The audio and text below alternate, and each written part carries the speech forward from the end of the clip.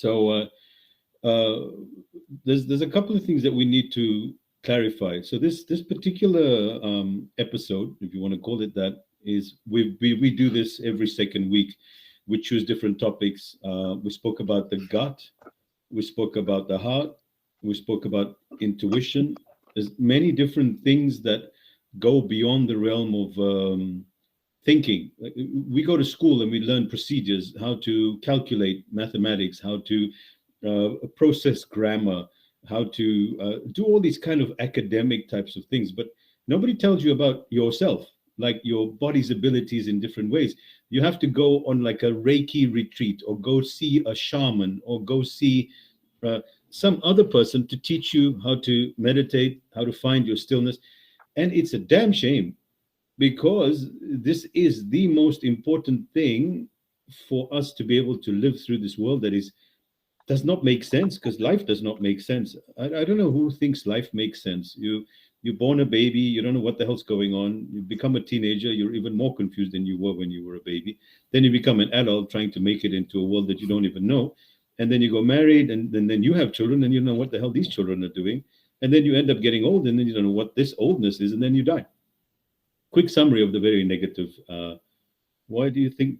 Why do you think they don't teach us in schools? Well, that. I don't know that, Nadia, and I don't think we want to get into. The point is that should they teach this in schools? Like, I've got 4 daughters, and 2 of them are teenagers. So I was just telling my wife, we were sitting on the porch earlier on, and she was saying how she's grown so much, and I said I wouldn't have been able to teach all of you how to grow had I not gone on this whole coaching journey, which is an incredible thing that it's benefiting not just me, but my family and everybody else. It's not just the coach thing that I'm talking about.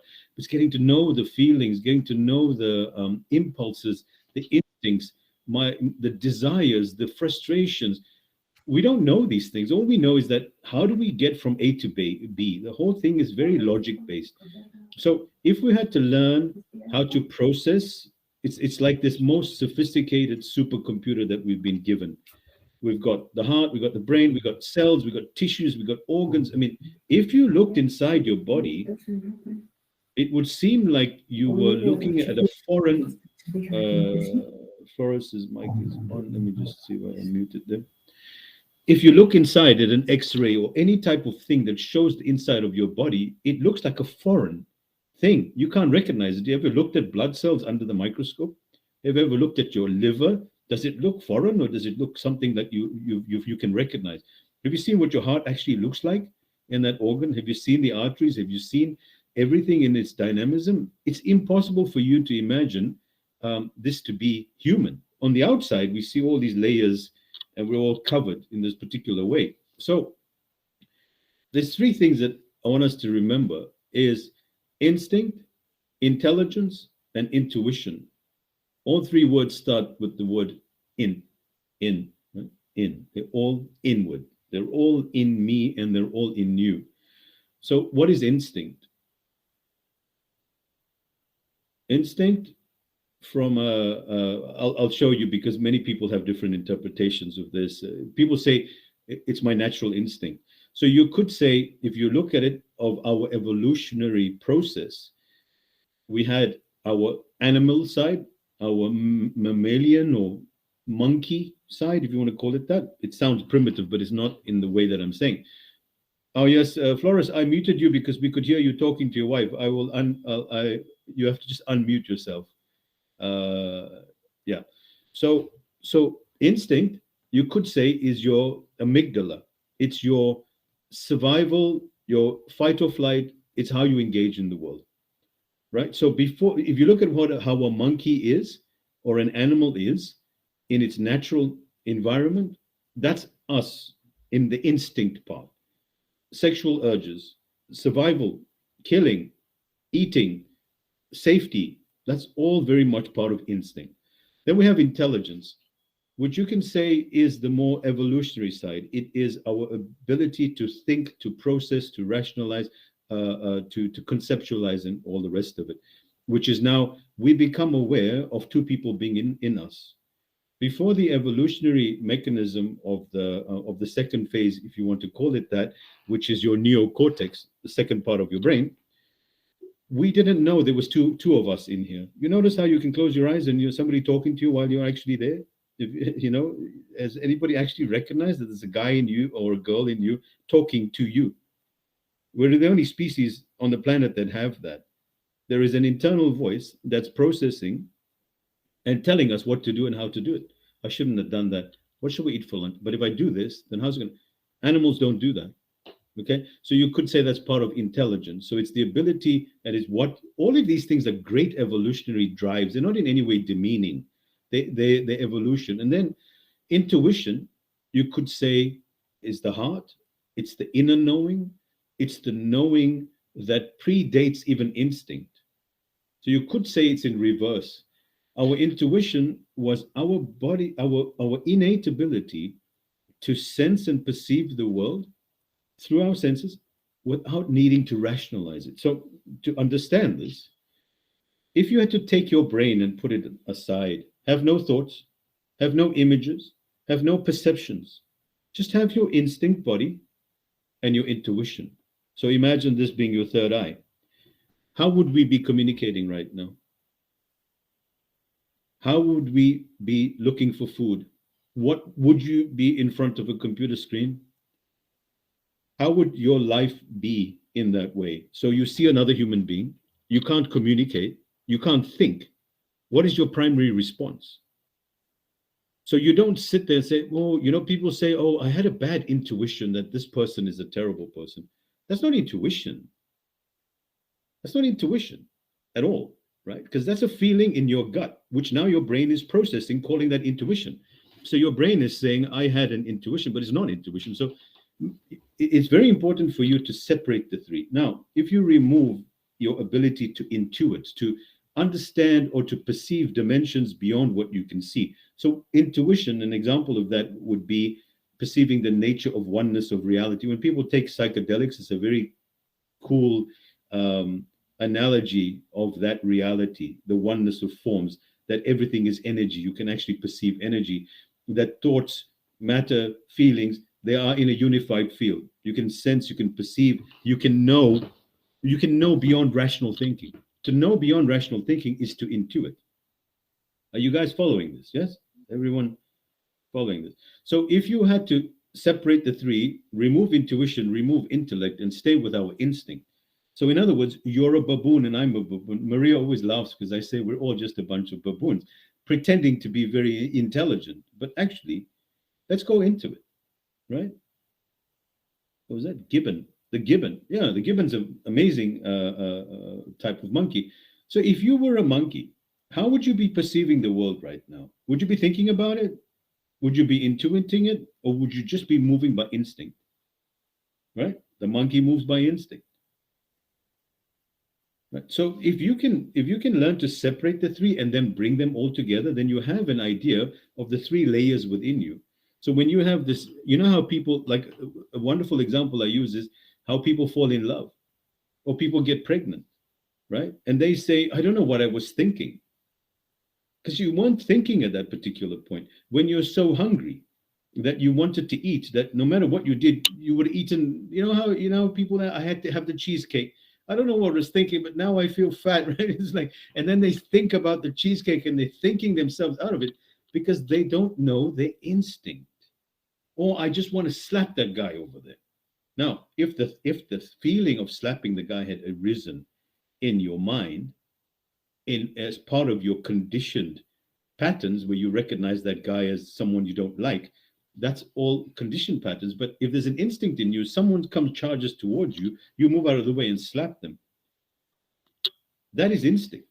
And that is so when you now place morality on instinct, you start confusing things. So we are very confused because we have these instincts that want to do and feel a certain way.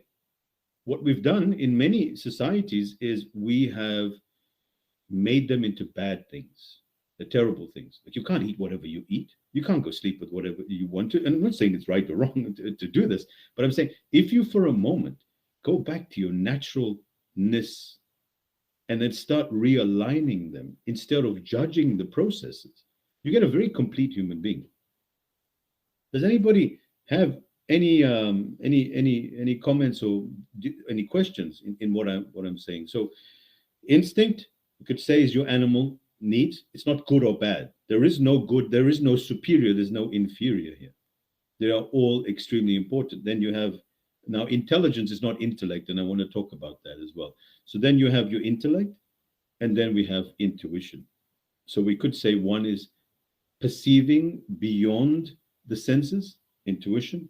Intellect is your ability to rationalize and understand and deduce, which led to the tremendous technological progress, if you want to call that progress. And instinct is your animalness in you. Does that make sense to you? So how many of you know, when you're sitting there, the impulses that you have, whether they are thinking impulses or are they bodily impulses? Or are they intuitive impulses? How do we recognize that? Yes, Floris. Oh, wait, your mic, can you turn it back on? I have the feeling that on several occasions I'm definitely aware of whether it was instinct or intellect, or sometimes also in intuition. I mean, and there's a number of time where it's a very gray area, but I think that I have the ability to separate them if I really want to. Well, that's the process. But intuition is most of the time it's just processing afterwards that you come to realize basically that something, for example, that something has happened that you. Yeah, but that's hindsight. That's rational, logical processing. That's something in the past you're analyzing. Is that what you mean? Well, no. I mean, I wrote a. I mean, I shared last time with you guys that I wrote a book about my experiences in New Zealand, and that at some stage I felt so clean from everything that I went to work in the morning and I got just really somehow really okay, maybe that's also not intuition, but where I got even strong visions of things that were going to happen. And then that's inclinations. Yeah. So and then I come at work, and then suddenly I see what I saw, and this happened more and more and more and more. And I said, "Fuck, what's happening with me?" And I had to laugh about it too. I said, because the only thing I had been doing is peeling off an onion for a number of months after me going through hell. And if this was the result, to see everything so clearly, I mean, I never made really any comparison with my own life, or for example, with with the Matrix. But then I was laughing out loud. I said, fuck, is this the Matrix? Is this, I read a code or so? But at some stage, I was no longer alone, and I found a partner, and I got married, and life happens to you, and you see that it's also very quickly lost again. You can become very clouded again. But there was a period in my life where I was very, very sharp. I had a feeling very, very much aligned with everything that I'm supposed to be living as a human being. And it's coming back. I mean, after all these years, slowly, but it's not so intense yet. And I have the feeling as well, partly because I'm living with a family now. There's even a child involved. So, I mean, it's you're also, how do you say, you're also being distracted from it one way or another very easily.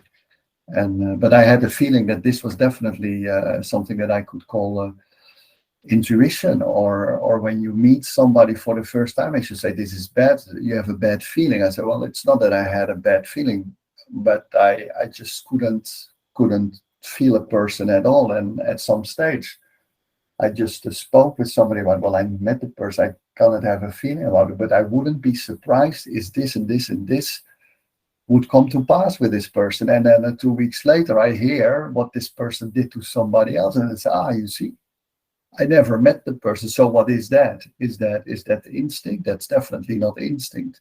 Is that intellect? To me, that's also not intellect.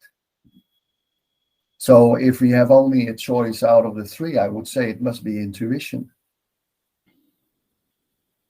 Okay, fair enough. Or It's not. I mean, I don't know. I'm really, I just try to make conversation here. But Yeah, yeah. So it's fine. It's all good.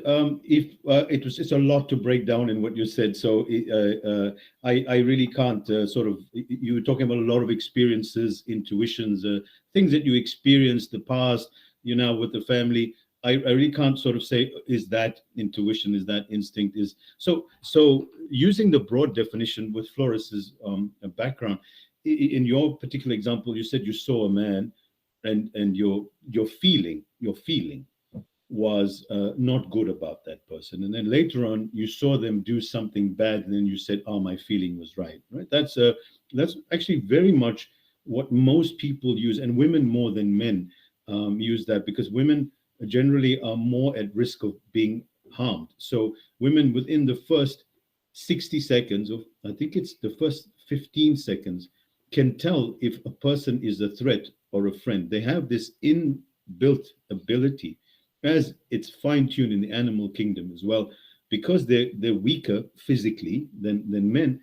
They can sense danger much quicker, and in fact, they can choose a mate who they're going to be with much quicker than a man can, because a woman is very much in touch with her feelings, instinct, intuition, and all the rest of it. Men are more prone to using the rational, overthinking, over analytical mind. And that's why Flores and a few others, it's so important for men to get more in tune with the feminine energy. Now, it's not one is superior, one is inferior. The women's pain body, when it comes to sensing danger, is too fine tuned. So they can, in many instances, make a decision and say, I don't like that person. Many of the times that is wrong, but that feeling, because the sense perception within, you could say, the gut, that's the gut feeling, right? Your gut's ability to feel and know something, it starts giving you. So you have these feedback mechanisms in your body. Then your gut gives you an indication, and then it feeds your brain, because the gut has neurons just the same way as the brain does.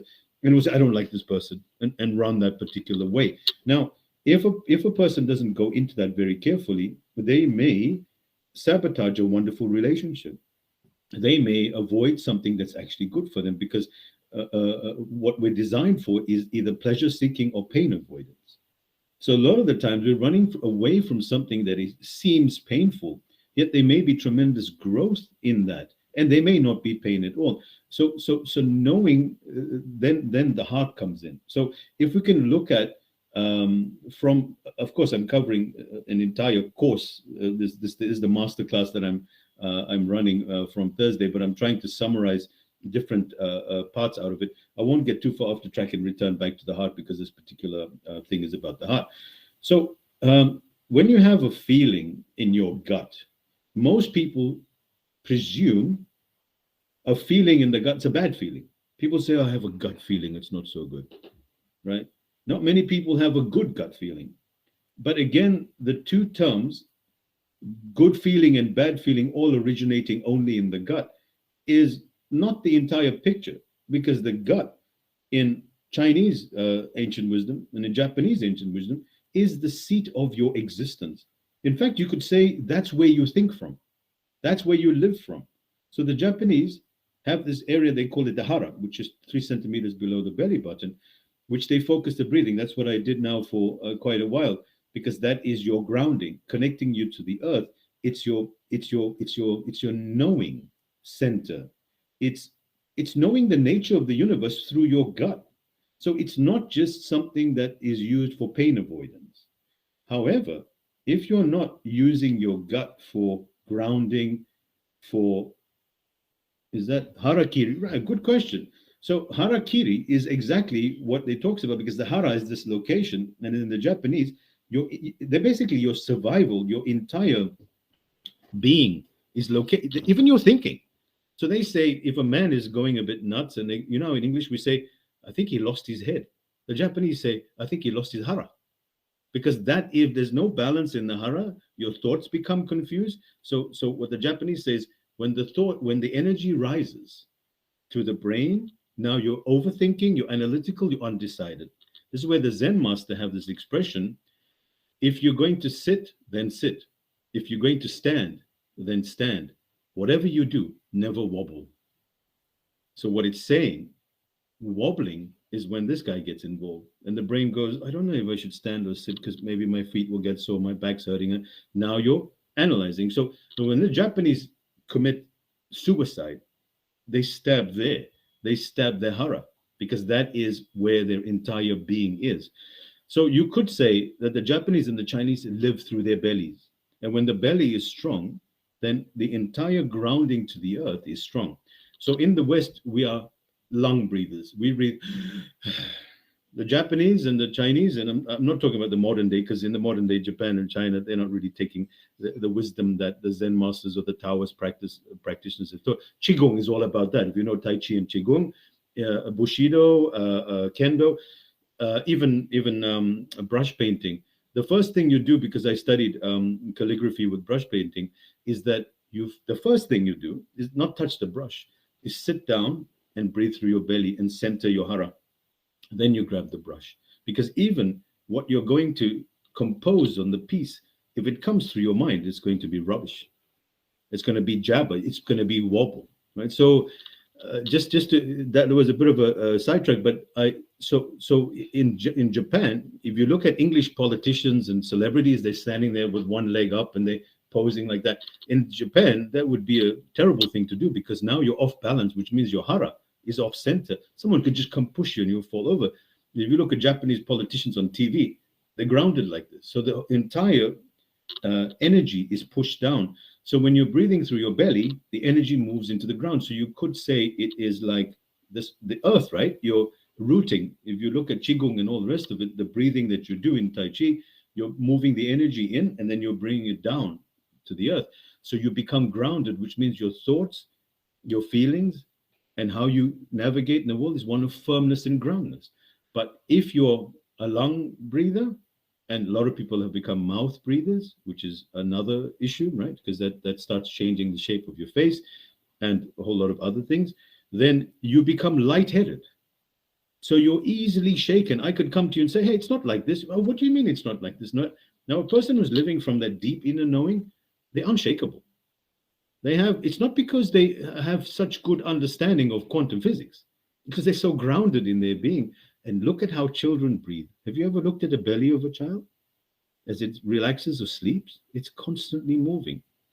So the idea is to return back to belly breathing. And that one particular exercise, which I cover in the masterclass, is extremely important, because many people say that your this knowledge that you seek, the answers that you want. You see, your brain is sitting with a piece of paper and a pen, and you go, should I go to New Zealand or not? You know, should I put this on this side of the paper and that side of the paper, and well, there's sheep over there, and then they've got islands over there, and you're processing it all day. But what you want is this inner knowing. I'm going to New Zealand. Now, to be able to make such a decision, does it mean that you've considered all the variables? No, because there's any variable has infinite possibilities. I don't know if you guys know this, of one of the scientific facts, right? As much as you analyze something, there is something that you didn't analyze. And the more you analyze, the more things open up to analyze. So you will get more away from the answer by analyzing. And that's the whole course of intuition, is that can you pause your rational mind and your analytical left-right brain thinking one way or the other, and get to know what it is that you want to do from your hara, you could say, and allow that center to arise. So again, this thing was about the heart, but the hara, I think for me, in the Chinese they call it the lower dantian in the Tao. So you have upper dantian, which is your third eye, right? That's what the ancient Indians talk about, the yogis and people like that. Your third eye center over here, where your pineal or pineal gland is located. That's where DMT is produced when you have, and melatonin is produced in large amounts and during sleep, right? So the Chinese say that if you want to live through the world, your third eye has to be in good nick, and your belly has to be in good nick. And now your lower dantian, upper dantian, you're moving in unison. So all of these types of things are, they should be common knowledge to most people, because it's all ancient cultures knew that, and even in the languages you'll still see that. But in the West, because we're very much dominated by progress and thinking, and that's why we have such a high rate of suicides, depressions, and all the rest of it. Of course, economic situations do cause that problem as well, but it's very easy for a Western educated human being to lose their balance and say, that's it, my life's ending, I'm going to kill myself. And life doesn't make sense. Oh, you know what, I'm tired of you, I'm leaving. It's very, very, very quick for people to make these kind of decisions. Now, if they're well grounded, it doesn't mean that they won't make those decisions, but it will come from a different place. So the Japanese say, the Western people talk through their throats, and they have a saying. They say, never trust a person that talks through their throat. If you look at the Japanese language, even if they say "hey," which means yes, it comes like, "Will you do that?" Hey, it's not like "hey," no. So very much deep from inside. And so, I think one of the first things that it's important for you to know and to do is to ground yourself very firmly. And grounding means getting in touch with the part of you that is not in the analytical mind. So that was a lot. Any questions you have or any comments? Because now I want to talk about a couple of things about the heart. That's very important for intuition. I just, if I'm allowed one more time, I mean, I was just wondering what mentalism is in relationship to what you just mentioned, because mentalism, I mean, technically it's from the mind, right? I mean, it's with the mind, but somehow mentalists, people that are so sensitive, or their brain goes so ultra fast that it looks like it may be intuition, or what is your opinion about it? Mentalism as opposed to what you just. I don't know about mentalism. Sorry, Flores. Okay. I mean, I don't know this particular context in the sciences of the Hermetica. The principles that all is mental, and then you call that mentalism, is very different from what you're talking about. You're talking about like a philosophical concept of mentalism, right? Well, I was just wondering whether something can be called intuition or mentalism. I mean, you have people I don't know that the somehow. term well enough. Oh, okay. Yeah, I was just curious. Maybe you did. No, sorry. Yeah, I don't know. Anything mental, I try to steer away from, because we've got a lot of that in society going on. But yeah, look, if you look at, does anybody have any other questions, please, before I continue? And welcome to all of you, because there's quite a few people, 27 people. Welcome to all of you. I'm just looking in the comments here. Jack, thank you for your question on the hara. It's a damn fascinating topic, and I started actively living from my hara, and I tell you what, the game changed altogether for me. My ability to make decisions, to act firmly, to know what I'm going to do. So one of the practices I show on the masterclass is how to, when the knowledge that you seek arises from below, you can actually feel it coming up. It arises from your gut, right? Now that's got nothing to do with the Western concept of, I don't know if I can trust that person, right? Not Western, but what they say about that. Yeah, the breathing is really important as well. But what we want to know is that we're sitting there going, what should I do? What's my purpose of my life? Like, where am I supposed to go? What am I supposed to do? Look, all those questions arose in the mind. Yes? What am I supposed to do with my life? Now, you pose that to your body. Your body's going, I am life. What do you mean? What do I supposed to do with my life? What's my life's purpose? And you ask your body and you expect an answer to that? Everybody's just going, what are you talking about? So that's where people get disconnected, right? And they say, what should I do? Should I, paint the walls brown or red? And you listening to your body. It's not how it works, right? Now, what you want to know is that you want to align your thoughts with your feelings. You could say now, again, we're going to use three analogies here. Everything comes in threes, everything, right? Even in all the sciences. You could say you want to align your thoughts, your feelings with what you ultimately feel or want. So how do you know if things aren't working out or divine timing? Well, that's the rational question, right? And you can use that, Denise. So the question is not inappropriate. To gain access to intuition means that you have to become no mind, right? Which means that you can't have thoughts to awaken intuition. So if you say, I wonder what my intuition is saying, that's an entire thought concept created there, right? So to awaken your intuition, you go the other way. You discard the brain, you discard the feelings and instincts, and now you allow the silence to come alive. Now, let me show you what that looks like. Then a feeling arises and intuition arises, and we'll discuss where that comes from in later times or on the course. Then you use your brain, and then you use your mouth, and then you say, and that where you see these sages and people like that, and they say, like I told a man something, and he said, "How did you know that?" I said, "I don't know." So I would know that, and you've all had this, women more than men, right?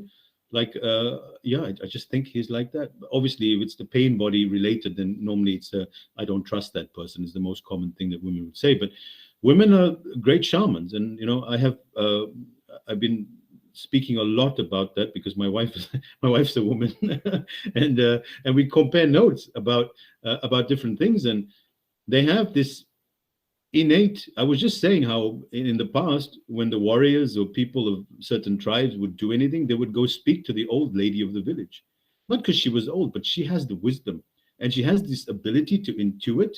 You see it in the South American cultures, in the Indian cultures, in the Japanese cultures. In the West, not so much, but these were the people that you went to. You sat at their feet and you listened to them because they had learned how to overcome, or they had moved past the point of survival, and they were now in the realm of the unknown.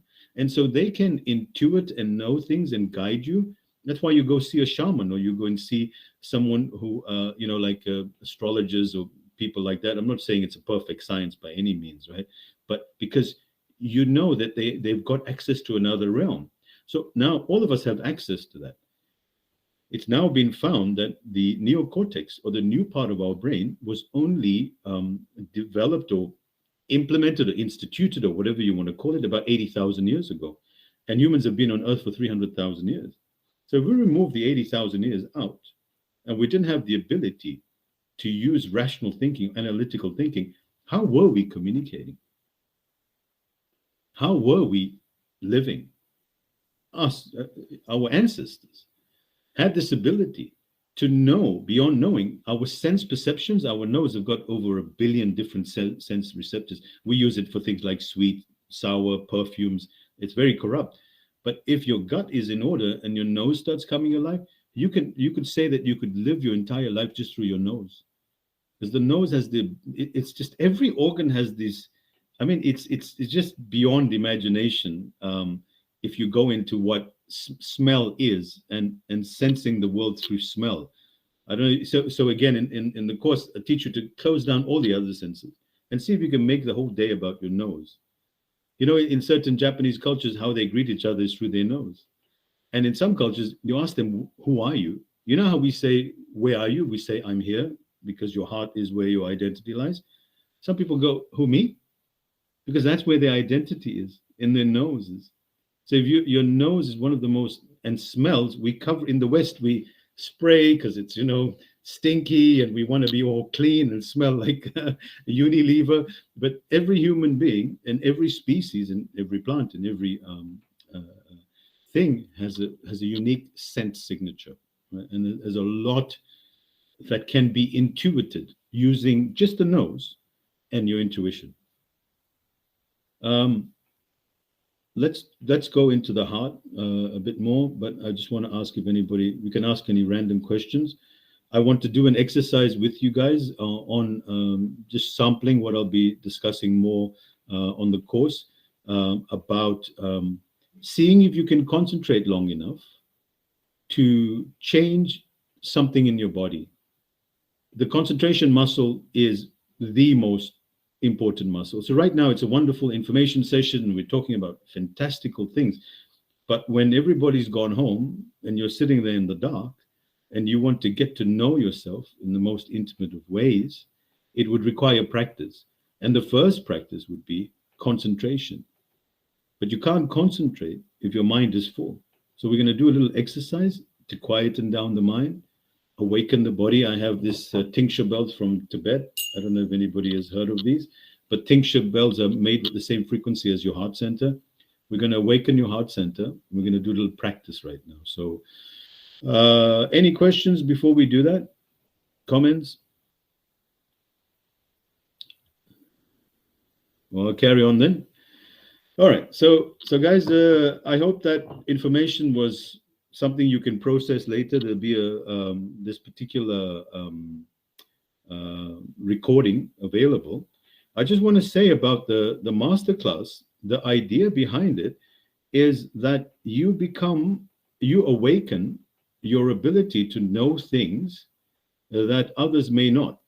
You awaken the innate, dormant sensors, be able to sense and get to know and draw on frequencies and energies. I call that infinite intelligence, right? Because they say, I can't find God.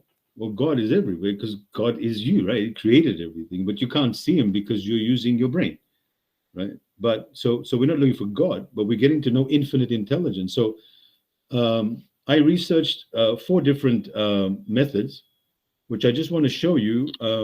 These people that went through this process of trying to figure out how to access our innermost abilities.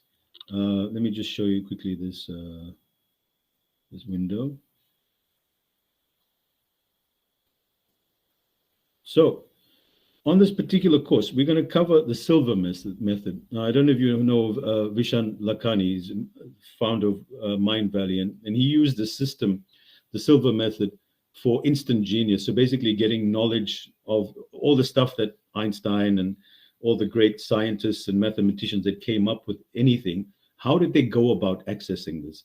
The next one is called the breakout principle by Dr. Herbert Benson. Incredible man. His research I've studied is incredible, along with Bob Proctor. Most people know Bob Proctor for being an incredibly successful businessman. And they came up with the breakout principle. So all we're going to cover on the masterclass is the combination of these things, these 2 most successful methods for awakening creativity and inner genius that all corporations like Google and all the rest of it use for you to become an original, to come up with unique ideas, directions. When other people can't see a problem, you don't even think outside the box. There is no box because you're learning to tune into that. Then we talk about Kundalini, which is moving the energy up the spine to awaken your innate abilities. And then the Taoist practice, I mentioned a little bit about Qigong, but we're going to talk about this cosmic orbit. And then Japanese Zen practices by quieting the mind and centering the hara. And then, of course, we're going to bring in all the neuroscience. And we're going to talk about these different types of things and teach you about hyper-focus, divergent focus, lateral focus. In other words, how to zoom in and become extremely productive and then zoom out and see the entire picture. Most of us live, if you look at most human beings today, they're living in focused vision, right? So they're just focused on everything. So we're missing the entire background. So in a conversation, we don't see the background, we only see the person. We miss out all the subtle signs. And that's what Maria had been in on the coach training as well, to pick up the subtle signs of what people are saying. So I would like us to do a little practice. If you've got any comments or questions, feel free. Otherwise, I just want us to quieten down the mind and awaken the body. Yes? Okay, so let's do this. So you can follow along. What we're going to do is, first of all, just be comfortable in your chair. You can close your eyes. I like to close my eyes. Take your left hand and place it where your heart is located, anywhere you feel your heart's located, right? Everybody knows where their heart is. Let's see if I can move the camera down. And put your right hand over the center of your chest. You can sink back, ground your feet. In other words, put both feet centered, facing forward. And now close your eyes. Take a deep breath in, imagining your breath coming in and out through your heart. So a deep breath in, imagining your breath coming in through your heart. Hold that breath through your heart, in your heart, and hold, and now exhale that breath through your heart. Again, in breath through your heart, through your nose and through your heart. Hold it in, and on the exhale through your mouth, let it air all out from your heart. So in through your nose, out through your mouth. Always focusing on your heart. In breath, in your heart. Out breath, from your heart. In breath, out breath. Now, as you're doing this, imagine yourself charging up the heart center. In other words, with every breath, the heart center, the magnetic field is getting stronger and stronger, and your ability to intuit and to know and trust in life is increasing as you awaken the center. So you need all your concentration nowhere else in thinking, but in this particular activity. So take a deep breath in, awakening the magnetic field around your heart. Hold it into your chest. Feel that energetic center awakening. You're awakening your heart center. Deep breath out. Feel that energy rising within your heart. In breath. Hold it in. Full concentration. Out breath. Now take a as deep as you can, in breath, and hold it. Feel that energy in your heart awakening, and start feeling emotions of gratitude, of love, of kindness, of compassion. Feel them arising in you, allowing your sense of trust in life to arise. Hold that in and breathe out. On the next in breath, you're going to move that energy that you created into your heart up to your third eye. So in between your eyebrows, your next intuition center. Take a deep breath in. Move that energy from your heart, from the breath up to your third eye. Imagine between your eyebrows, you can roll your eyes back, almost looking at the back of your eyes.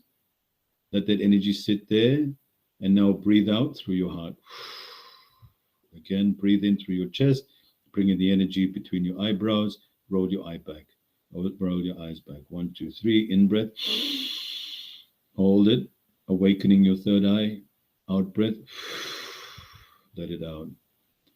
Deep in breath. Awaken your heart and your third eye. Hold it in. Feel your heart alive. Feel your third eye alive. Out breath. Settle into your body. Imagine your brain calming down. Imagine the energy that you created sinking down to your belly, just below your belly button. Stay in that position. Feel the thoughts receding as your body awakens. Your belly awakens. Your heart awakens. And your third eye awakens. I will ring these bells that resonate with your heart chakra. Let the sound of these bells enter through your heart. Follow the sound of the bell all the way back to the silence.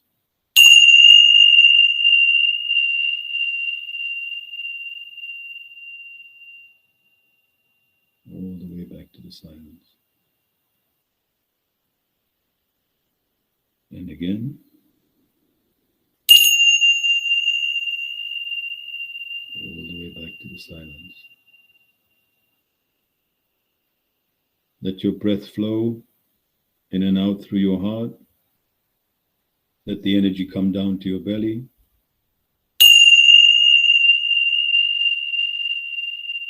Allow your senses to awaken. Allow your mind to calm down, and allow your belly's intuition to arise.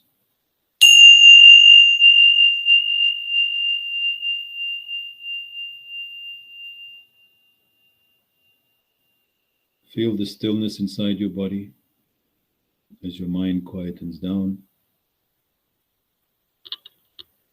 Tune into what your body is saying or feeling or knowing. Don't ask any questions. Just observe. Wait for the last sound of the bell. Let it resonate throughout your body now.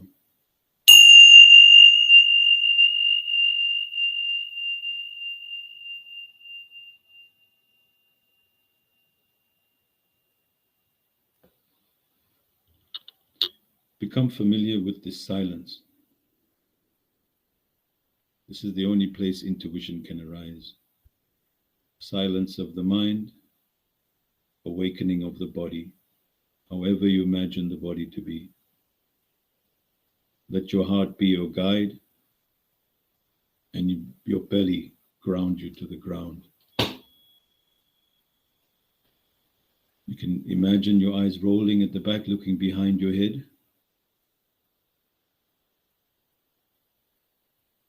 Become familiar with this feeling and become comfortable with a quiet mind, an awakened heart, and a lively body.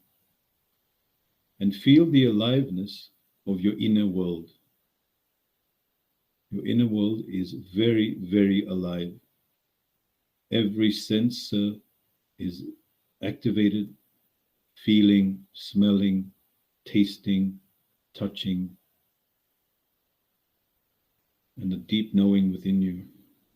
But first become aware of your instinct. Just your instinct. Just your senses. No thinking, no intuition, just your senses. Your smell, your sight, your hearing, your touch, your taste.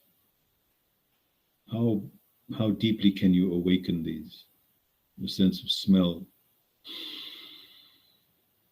your hearing. Bring all your attention into your hearing and listen to the smallest sound you can hear, the smallest, finest sound. Swallow your saliva and become aware of the most finest of tastes that you can feel on your palate. Feel the edge of your fingertips and the edge of your toes.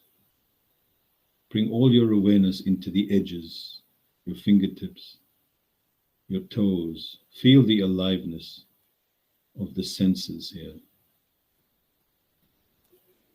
And now bring all your attention into your heart, feeling this magnetic field awakened, alive, very much alive.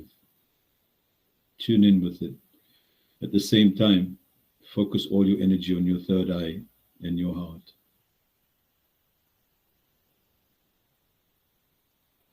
Maintain this feeling inside of you. Become familiar with it. Make this your state of being for as much of the day as you can.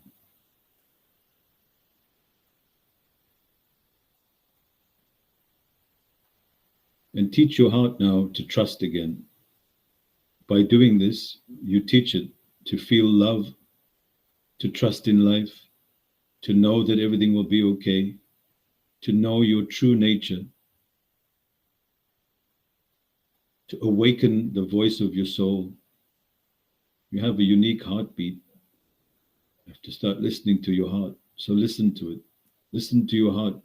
Don't use your ears. Listen to it. Let it take front seat again and guide you.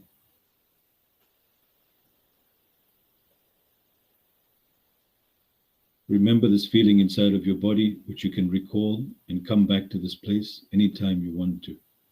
Take a deep breath in, a deep breath out, wipe over your face, and you can return back to this moment.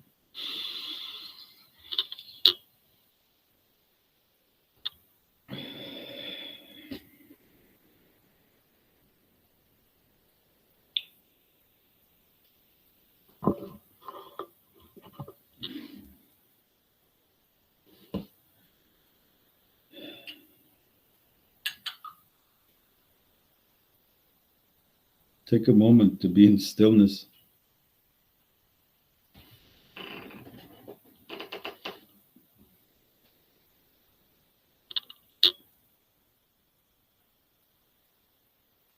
We're very uncomfortable in silence.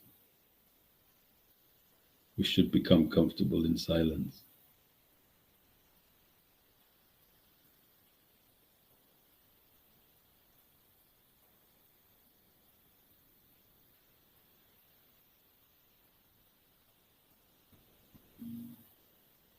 Tune into the silence for a moment and let all the visual, let all the auditory play out. Just be with the silence, the inner silence,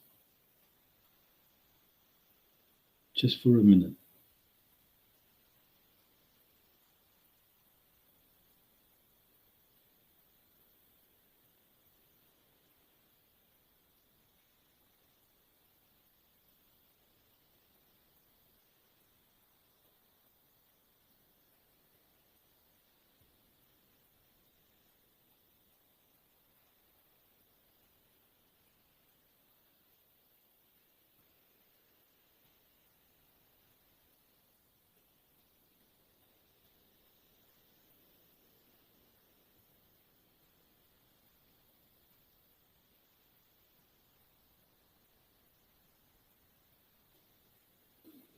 And if you can do a quick sample, listen to your gut. See what feeling comes up, what thought comes up, what anything comes out that you want to share out of your mouth. Whatever wants to come up, let it come up out of your gut. See if it can arise. If nothing comes up, that's fine. But if something comes up, see what's the first thing that comes to mind.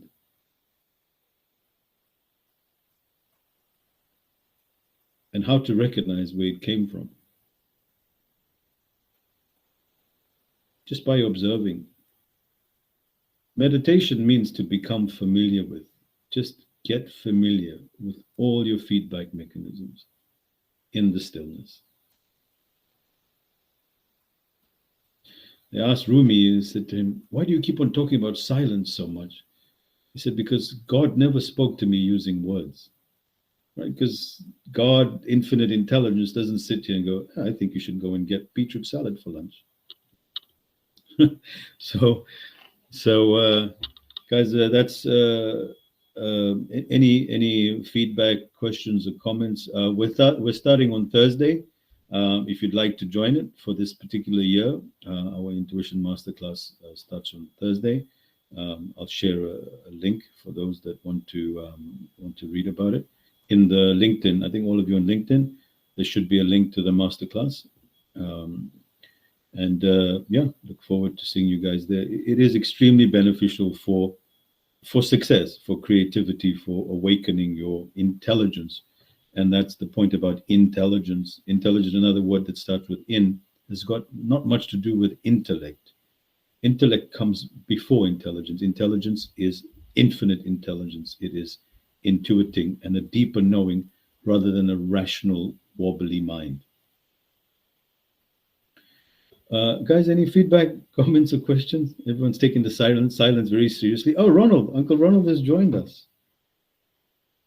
Ronald, are you there? Did someone raise their hand? Oh, someone left. I'm not sure. Oh, someone left. Oh, Ronald's enjoying the silence. I mean, the first thing that came to my mind when we could come back was just a smart reaction of my brain. Is this why people use the word heartwarming? Because my heart is still very warm. It's still glowing. So this was my first feedback. It went back to society because we do have so many useful proverbs and words that we use. Yes, we don't it's all realize hidden in the language. It's all hidden in the We language. don't realize it, the true significance. And this was my first thing that came to my mind out of the stillness. Excellent. Anybody else want to share what they felt or thought? Oh, you're too shy. Sergio, you're not shy. Do you want to say something? Your mic is no. Go ahead, say something, please. Say something. I miss you. I haven't spoken to you in a while, so if I'm not going to speak to you privately, at least I can speak to you on the group. Tell me what about anything you like about this type of meditation, Yeah. concentration upon the breath, using the heart mantra, isn't there? I think there's a heart mantra somewhere where, yeah. Did you enjoy it? Did I enjoy it? Absolutely. Yeah, no, I've done it many, many times. I've done it through my work as with CBT and with mindfulness-based cognitive therapy. So yeah, it's something that John Kabat-Zinn has wonderfully pulled across to make it a bit more palatable, as it were, for Western audiences that are not perhaps that interested in what they perceive to be like religious stuff and sitting around in a full lotus in some smoky building in a incense-filled building in Tibet somewhere. So, but yeah, no, absolutely. Interesting that Very, CBT was founded by an Arab guy, actually. absolutely.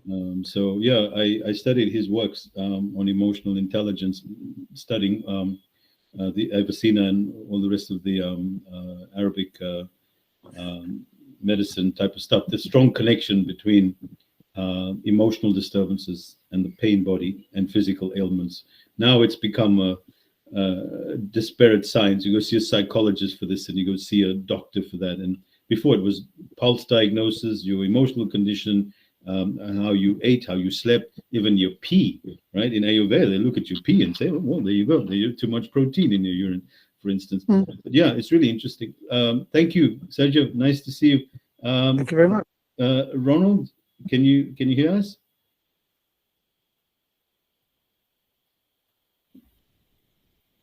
For anybody else that wants to go, it's the hour is up, and feel free. We can say goodbye here. We're going to stay a couple of more minutes and see if anybody wants to say hello. But if anybody needs to leave, they can. We'll finish in 4 minutes. Ronald, can... Yeah, Rishad. Oh, I yes, just want to say Andrea. something. It came to my mind when I was doing this. So the thing is, so yeah, your gut feeling can tell you do this now, and you do it, right?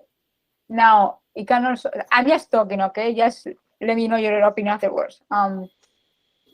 But like sometimes you believe in something, so you just like it could be like you can wait, believing that something is going to happen, or you can wait and kind of lie to yourself thinking that something is going to happen. So like when you like the universe, right? Like when you do say, I want to do this, right?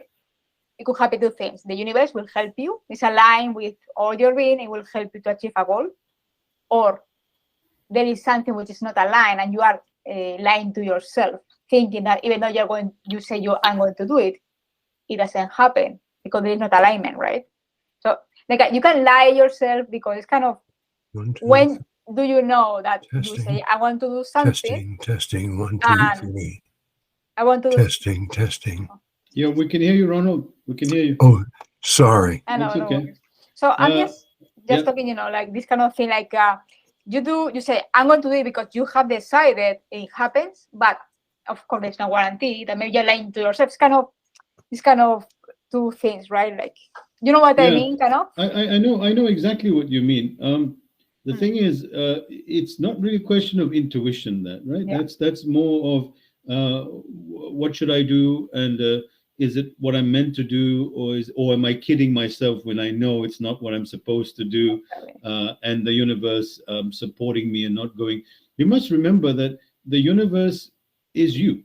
Yeah. So when you say, "Is the universe supporting me?" then it is you supporting you, right? In a metaphysical sense, right?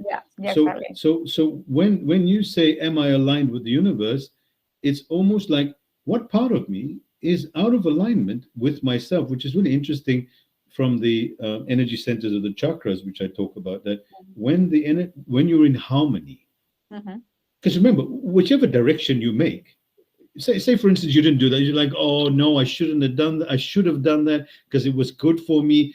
And or you know what? Thank God I didn't do that. Like Flores said, thank God, the guy turned out to be a bad guy, right? So in all this particular instance, is really not to do with whether it was good or bad, because it comes up because most people want to avoid pain. So they say, well, how do I avoid pain? And the universe will guide me to avoid pain and only get pleasure, make more money, find the perfect husband, wife, friend, all the rest of it. But no, that's not in the context of life. It's this, it's like I said with the hara, it's this deep knowing that no matter what comes, that I'm in total alignment. It's not I attracted that bad thing because it was, people, then that's mind, right? So you think about a monkey or a tree or a cat, right? How do they move? And when the outcome happens and the mouse dies, are you going to say, well, the mouse was an idiot, shouldn't have been looking for cheese in the first place, he should have gotten a job and gone to Harvard in the first place? We don't do that kind of stuff, right? So then it's all that. It's really interesting. And of course, most people have the same thing, like, what should I do with myself? But you see, ask the question, why do you need to know the answer? Because, and then ask the second question, that if it doesn't happen the way I want it to, can I deal with that potential outcome? And when you can deal with the potential outcome, you'll be like, fine, let's do it. Now you're free to live through your heart. That's trust, right? So whichever way comes up, I'm going to be okay with it, right? Of course, but you see, we have the survival instinct that only us as a species has, where we can avoid pain. But sometimes it sabotages us. Of course, if you're saying, okay, should I let the tiger eat me or not? You can make a decision and say, no, I'll run, right? But otherwise, it's not really most of the times, it's what the Zen master talked about. We're living in the wobble. We're not standing, we're not sitting, we're living in the wobble all the time. Right, and that's the confusion, and it's bred in society as well. But thank you, Andrea. Muchas gracias. Very good question. Uncle Ronald, as a closing ending. Rashad, when you spoke about the running from the lion, it makes me want to look up and see about Androcles and the lion, because we make the assumption the lion is going to eat us, but what if the lion wants to be our friend?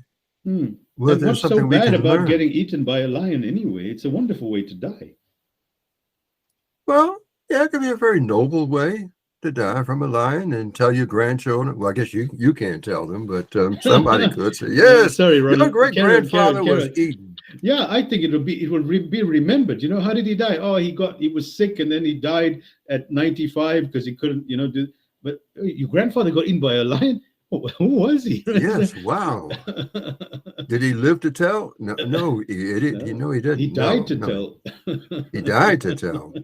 Look, even a couple of minutes, I came on late, but even a few minutes with you is great. So thank you for allowing me in. Ronald, it's always our pleasure. We really value you. From COVID, you and a few other people have been, these calls have been happening from 2020, and they've been continuing. It used to be every Saturday, and now it's become every second Saturday. And so it's wonderful. So now we're going to be moving the focus on the Intuition Masterclass, and then these group sessions are going to continue on different topics and just talking about stuff. You see, because the LinkedIn audience and the social media audience have to grab onto, oh, the heart, this and that. And so they're interested in the buzzwords, and that's how you sort of attract them. But to do the real work is more than seeing the lights and spectacles, right? It's actually going deep within, and it's this constant waking up and sleeping with this awareness, and then all these faculties can arise. But we're going to continue this, and it's wonderful. I mean, so much comes out of it just for the connection. Like when we're still, or when we're on our hearts together, there's this energy field that's created that we can perceive if you're quiet enough, right? And we're all holding in our hearts. I know, because when I do this practice alone versus, who's on the call, and generally I don't have many calls where people are out of alignment, because people don't waste their time. They'll be like, oh, I'm interested in this. So everybody comes with very clear intention. And when you start aligning, you're getting a frequency that is so much more elevated than you were on your own. So even though we're connected by wires, there, according to quantum physics, as Ronald, I mean, there is no space and time either. So energy is moving instantaneously, right? So we are located. Co-location is one of the quantum theories.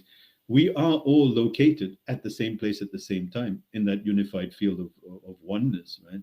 At that moment. Yes, we are. And the moment we start thinking and getting associated with wobble, we're disconnected, right? And that's the I mean, you're here with me now. I mean, even despite the technology, you know, Absolutely. you're here with me now. Absolutely. Absolutely. I agree, Ronald. Thank you so much, guys. Thank you for all of yours that's stuck around. Denise, lovely to see you. Alana, Maria, and Sergio.